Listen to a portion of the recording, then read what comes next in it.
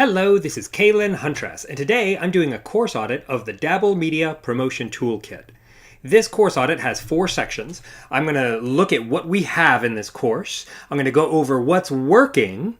I'll describe what I think could work better, and then make some recommended upgrades. And I'm going to keep note of all of these different sections in this Google document, which goes over all of my detailed notes. And if you'd like an audit for your own online course, there's a link in the description below. So the first thing that I see when I go into this toolkit is that we've got a lot of different sections. This is a storehouse for a lot of templates that a marketer or an entrepreneur can use to promote their stuff. And the sales page is over here on dabblemedia.com. It's a well-written sales page. Kathleen obviously knows what she's doing here.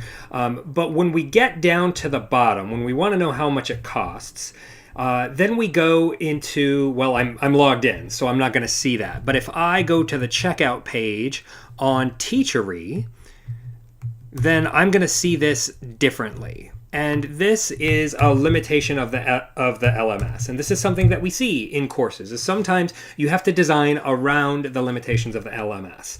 And the actual checkout page, we have a lot of the meat of the sales page, the things that are in there, and a lot of this white space because it's a 2-column page. And then it's not until we get down to the bottom when we actually put in the information that we have this here. And so because of this, just the first note here is I'd recommend removing all of this so that it can just be really the checkout page and leave the selling to the sales page, because this is where the selling's actually done. So when I look through the branding and the design, I see that we've got Dabble's colors and fonts throughout. She's got this really good red and this bold green, and we see that not only here in the LMS, so that it's the learning management system, so it's looking a lot like the branding we saw over on the home page, but the core of this product is the Google Doc templates. And even in these assets, we still get the red and the green. And so I see that throughout, that there's some branding cohesion. That's really well done.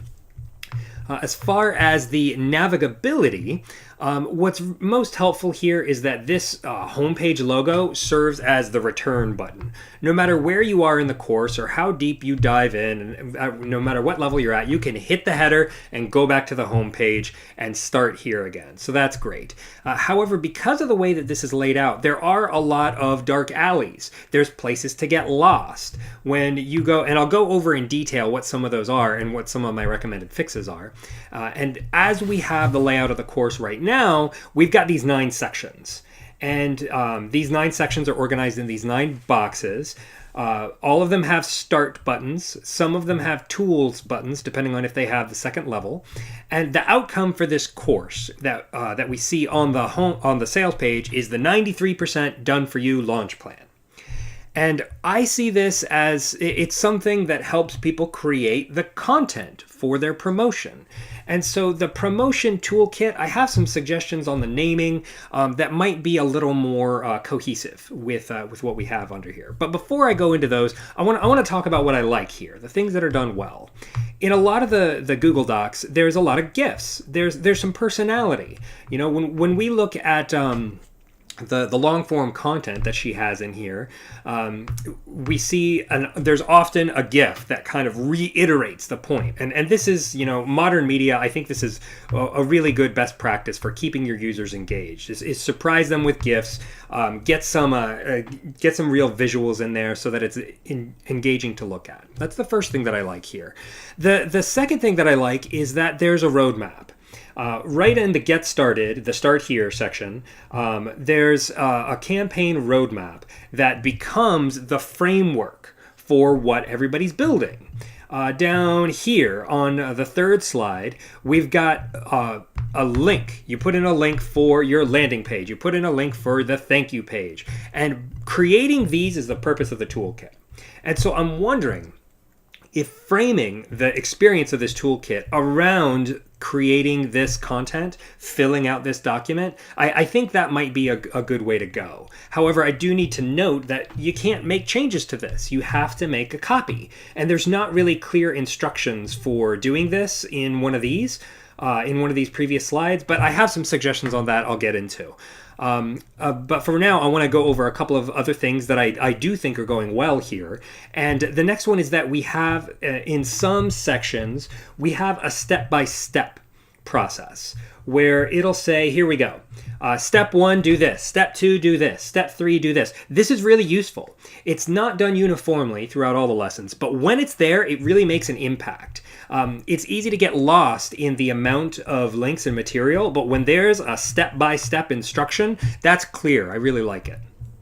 Now, some things that I see here that are under-promoted advantages is that these materials save time.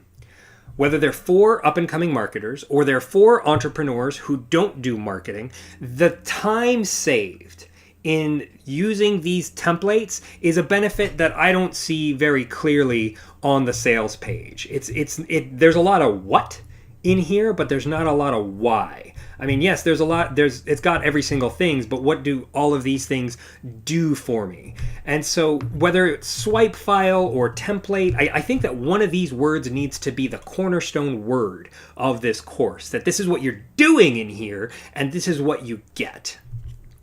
Now, the way that it's positioned, this isn't really for marketers to use. It's not really for non-marketers to use. It's not really for up-and-coming marketers. It's for people who have something to promote.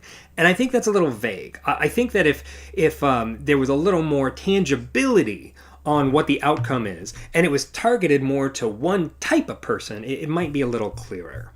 And so now I'm going to get into some specific areas of improvement that I see here. Now on the main homepage, this is the locus. This is where you go when you're wondering, what do I do next? You come right here. And we have this big chunk of white space right above the fold. And I think a photo would do really well here. Whether it's a photo of Caelan herself, or if it's a photo of somebody at a computer doing this work, or a GIF, I think that we need something right here to let people know you're back. You're ready to do the work. I'm glad you made it. And so I think that filling in this white space with something visual would be a good way to go. There's a lot of places where we get menu overwhelm within here. And I'm looking specifically at, it's not in the webinar section, it's in the lead generator / opt-in section, which has a quiz section and a webinar section. And so I think I'm going to make some recommendations on organization later. But if I go to lead generator 2, the webinar, what I see here is a mess. I don't know what to do next. There's a list of resources here, and the step-by-step replicates some of those, and then there's another list of links of where to go. And you know how it goes on the internet. When you give somebody too many options, they will choose none of them. And so I understand that this is a limitation on the second tier pages in Teachery, the LMS here, the learning management system. And so I think the organization recommendations I'm going to make in just a little bit would help clear this up.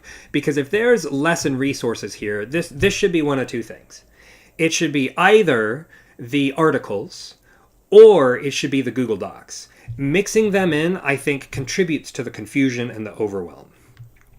So going back to the Start Here section, I think that this is a good place to be home base.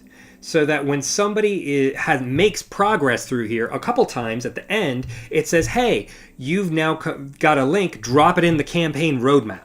It's not uniform though. It's not everywhere throughout the course, but I think that you've now achieved another link, level up, go you. I think that celebrating the ability to put a link in this dashboard is something that's going to help the students feel accomplished and know what it is they have to do next. This campaign roadmap here, this is really the framework of everything that we have. And if we can make it a cause for celebration, that somebody now can put a link in, then it'll really help with keeping them engaged.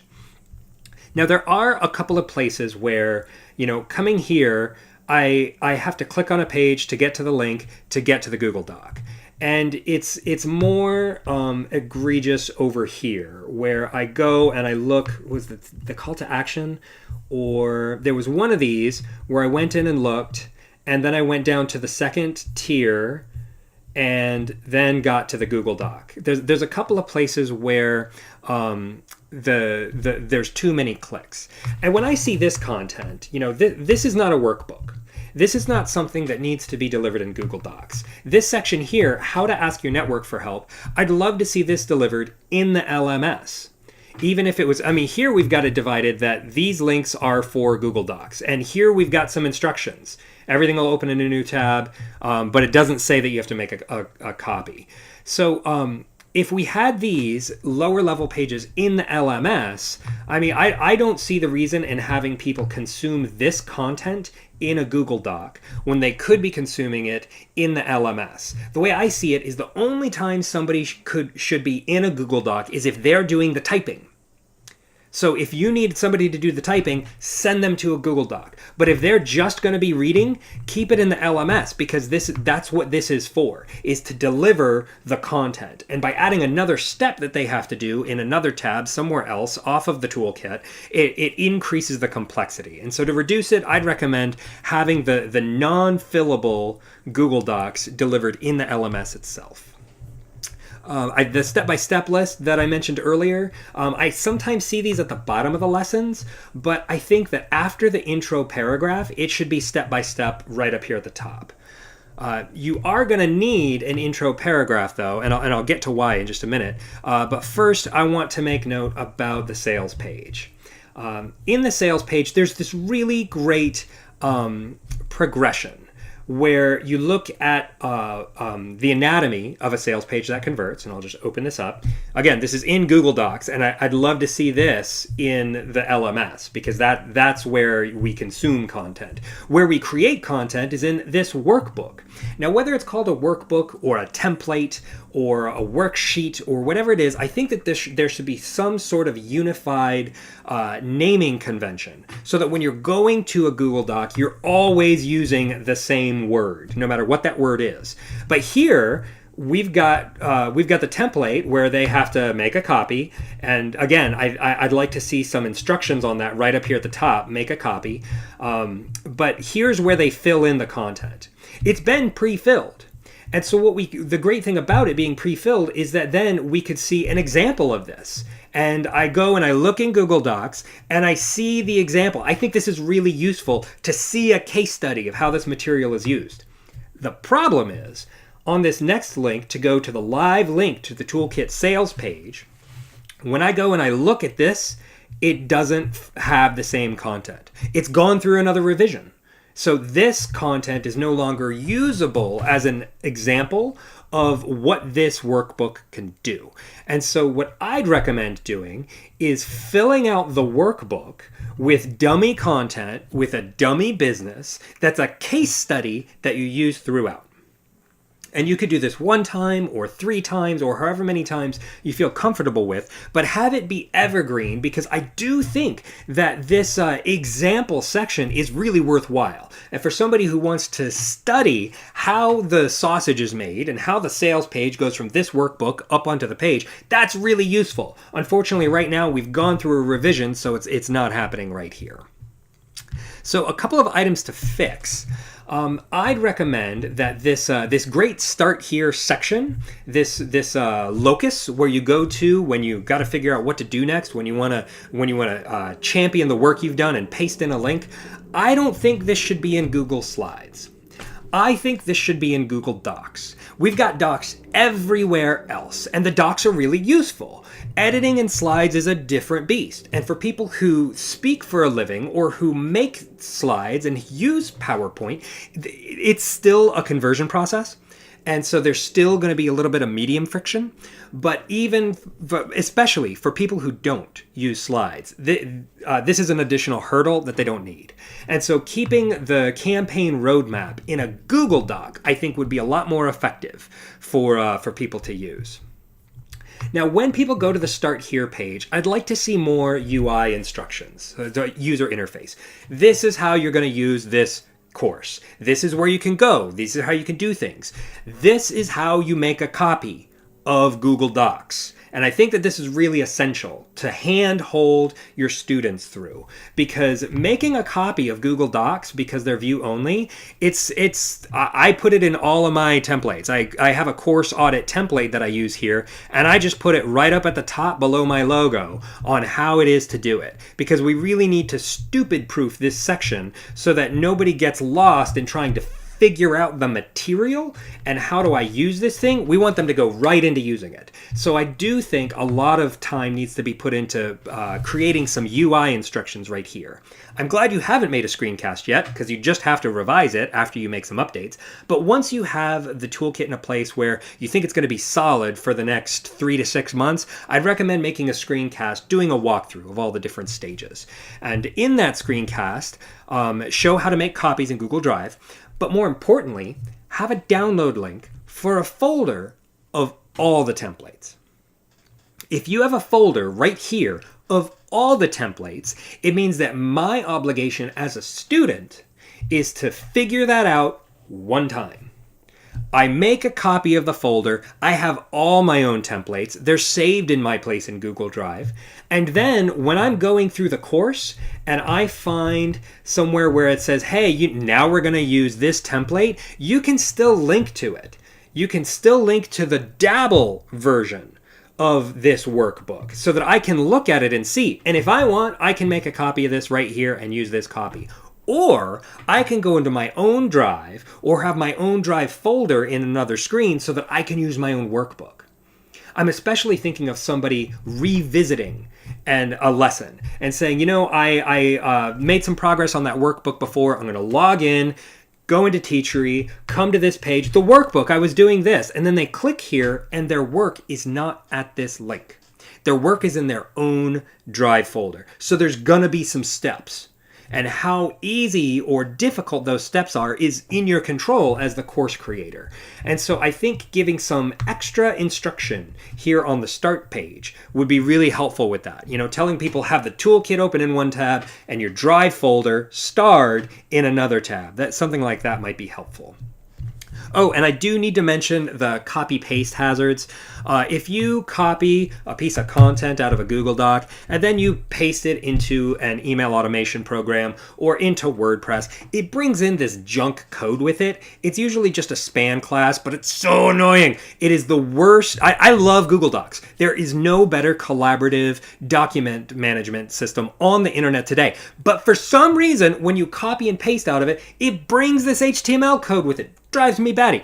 But there's a simple solution, and that's that you paste without formatting. And giving a little bit of upfront knowledge that this is coming here on the Get Started page, I think would be really helpful. So as far as the organization and layout is concerned, I really want the clicks to count. Right now, there's a lot of clicks to get to minor things. Like I can go straight to the lesson page to go to the Google Doc, or if I'm on the home page and I want to do testimonials, I can go to the start page and then go click here and then go, and there's a couple of pages where things are on the second tier and it requires additional steps that I think are interfering with the student's ability to learn. Like this right here, these scripts are great. I'd love to see these here on the testimonials page. Make the clicks count. If you're asking somebody to click away and go into Google Docs, make sure it's for a real good purpose. Like even clicking here, going here isn't going to help me because I can't save on this link. I have to make a copy and save it myself. And so if somebody's going to go in here, we want to give them something for arriving here and make sure that it's valuable if we ask them to click away. Now, I think these tools buttons are just too much. There's some sections that are just start because everything is on the first tier, but anything on the second tier is in the tools buttons. And so I find the start and the tools, I find this to be confusing and unnecessary. Unless you had the tools link only to the Google Docs. Or you had the tools link only to the reference material. Then I think it could be useful. But right now it's more of a hodgepodge. So I think that it needs to be unified. If it's in the tools list, it's for a specific reason. Let's see. I've already talked about the naming of the Google Doc as a WordPress or as a workbook or a template. And that the strategy articles should either be in tools or at the top level. The CTA section, calls to action, near and dear to my heart. I think calls to action are so important, but I don't think it needs its own section, especially because there are no lower tier sections here. So I would like to fold this in as a resource in another section, and I'll go through that in my reorganization overview at the end of this screencast. And the sales page I've already talked about merging the background and examples into a case study, because the way that we're calling it right now, that there's a background and examples, it's a little vague. But if we had a quick link for a second tier, case study, this business, and the case study had bam, bam, bam, these 3 links, then I think it would work well. So now I'm going to go into the upgrades that I recommend. Over on the module called Other Pages on Your Site, it's just not a compelling title. I'd like to see this as website content or website copy. Something that says this is a part of your funnel and you do need these things. This would be a great place for calls to action to go. And the testimonials can go here. Because that's something you do on your website. You've also got this quiz that you go through in a number of places. And it's in the lead generator opt-in page. I'd like to split this into 2 sections, one for the quiz and one for the webinar. Yes, those are both lead generators, but they're very different beasts. And so I think they each deserve their own module. And you have the example of a quiz. And so I think it would be good to have people take the quiz or a quiz for this toolkit, if it's not the specific Dabble quiz that you already have. I think they should take it in this module or at the beginning of the course and the end of the course to measure their progress. I think that might be a good way to go.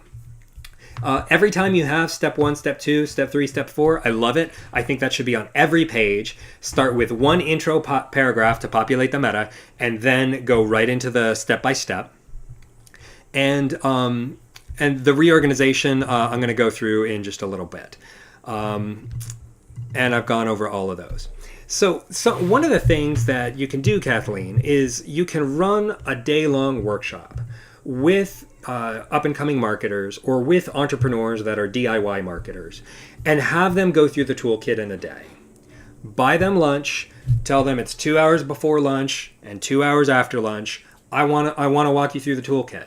You do the lessons. I'll take notes, I'll ask you some questions, and I'll help out whenever you need help. But that sort of live feedback, I think that'll really help clarify where the value is in this product. When I look at the name, the name's a little wordy. Sometimes it's Dabble Media Promotion Toolkit, sometimes it's Dabble Promotion Toolkit. And when thinking about the outcome that we want here, the Entrepreneur's Promotion Toolkit would talk about who it is this is for. The New Marketer's Promotion Toolkit, time-saving templates, the Dabble promotion templates, something like that might be good. But also consider the roadmap. That could be the name of this module, the campaign roadmap, or whatever you call it. But that framework of what it is you're creating here, that could be the name of the kit. It could be the name of this module. It could be the name of what it is that people are making here. And so keep these things in mind when you're thinking about the name of the product. And now I'm going to go through the reorganization that I would do on this product. I would either do start here, or you know what, I like it so much, I would do campaign roadmap. That's how I would do this. And man, a campaign toolkit might be the way to go. Because when I think promotion, I think Facebook ads, I think LinkedIn. But the sales page is not promotion. Sales page is what your promotion drives to, but this is a campaign builder, right? So the campaign roadmap I'd have as the first one, and then I'd have a module on the landing page. How to make a quiz, how to make a webinar. The thank you page, because that's its own beast. Then you can get, I think you might want to add some more information on thank you pages that around social sharing. Using share link generators and ways that when people have gotten to that point and they're on the thank you page, get them to follow you on social media, things like that. And then the sales page. And then there needs to be some naming cohesion here. Email funnel templates, email funnels. I would call it email automation right there. And I do want to make a note on meta description here. This is a list right at the top.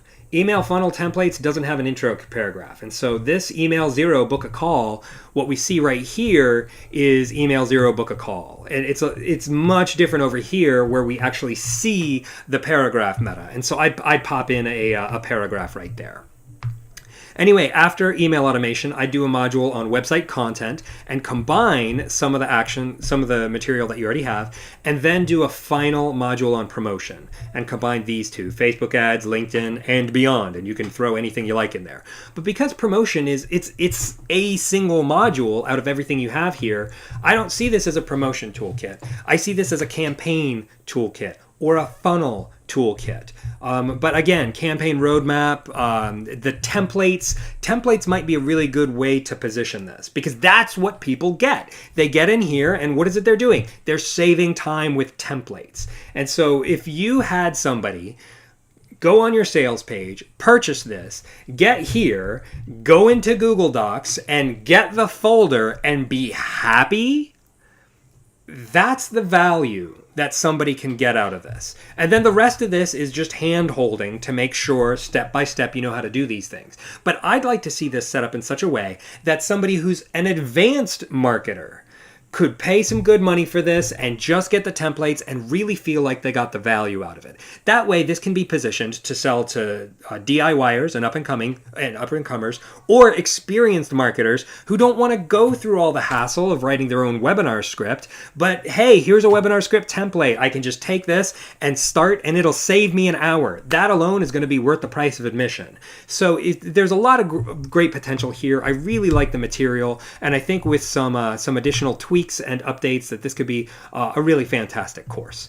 So that's been my audit of the Dabble Media Promotion Toolkit. If you'd like your own course audit, there's a link in the description below. Thanks for watching.